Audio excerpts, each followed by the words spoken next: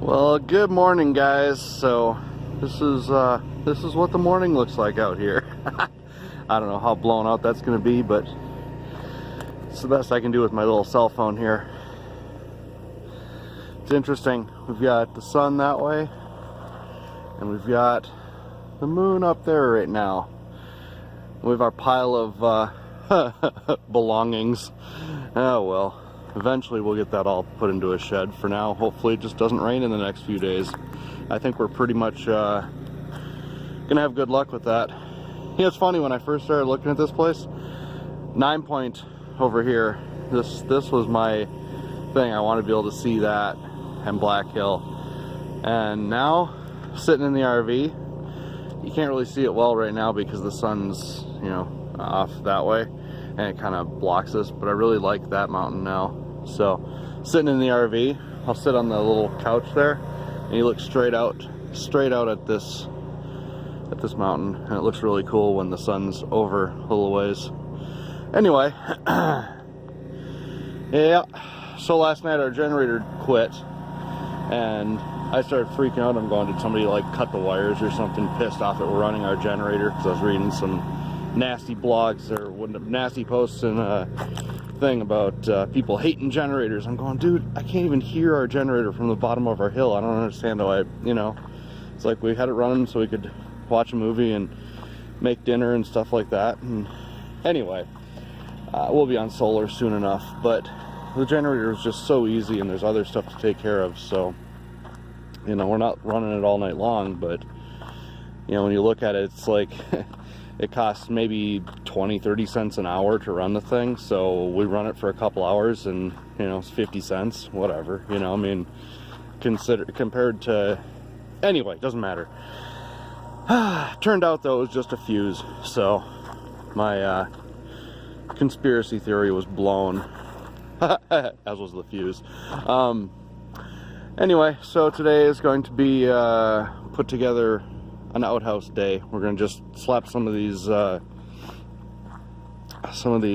pieces of plywood together into a makeshift little, oops, pointed at the ground, makeshift little 4x4 room, basically, with a door. And then we might get started on leveling our little plot for our shed, so we can start unloading these trailers, mainly the 32 foot, so that I can go get supplies to start building our house, which is going to be right over here. So between where the RV is and where this trailer, well, the trailer that was here that we unloaded, the trailer that's behind that truck right now carrying all the supplies. I'm like, where is the trailer? Somebody stole my, oh yeah. Oh well. Alright guys, so I am making some pasta for lunch. It's this trumpetti, they call it. Looks like trumpets.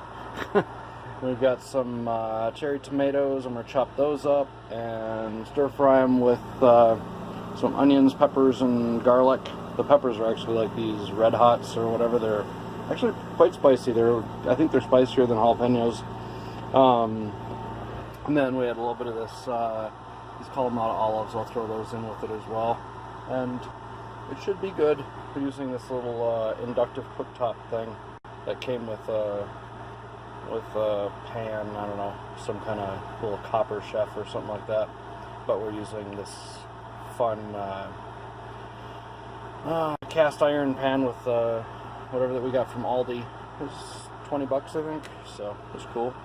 Came with a cover and everything. And then this other pan we got from Home Goods, which I really like. It's a ceramic deal, and it's aluminum inside, but it still works on the inductive cooktops, and it's pretty quick. It heats up fast and even, and I think it's actually better than the cast iron as far as using it, but of course longevity will yet to be seen, because the Copper Chef one it worked really good for a few times, and then it started getting, I don't know, like it would burn or discolor or whatever, I don't know. So we'll see how this goes. Alright guys, so there is our sauce with the onions and peppers and garlic and tomatoes, a lot of olives, I'm running this thing up on high. I found it when I was boiling the spaghetti, I pretty much had to have it on sear in order for it to even boil. Otherwise, it just kind of sat there and looked at me. And it had these little tiny bubbles at the bottom, but they didn't go good. And then, this is what the trompetti pasta looks like. Kind of interesting stuff. I've been getting this stuff from Walmart. I don't know. It's a Italian import, so seems good though. Well, there it is when it's done. I don't know. Can't really see all the stuff, but you can see we're eating outside because it's nice out here. It's 70 plus degrees, and it's sunny and beautiful, and yeah. So it's still perfect. We'll see how that lasts. Hey, check this out. So we're over here digging up an area where we're going to be putting our first little shed at. And I was tilling it just to see how good the ground would feel. And it's really soft and fluffy. It's nice. And it has a actual organic smell to it, which is interesting because it doesn't seem like there's a whole lot of vegetation here. And then I was walking about and I saw this bulb on the ground. Look at that. There's a frickin' wild onion out here. Now I'm anxious to go look around and see if I can find some more.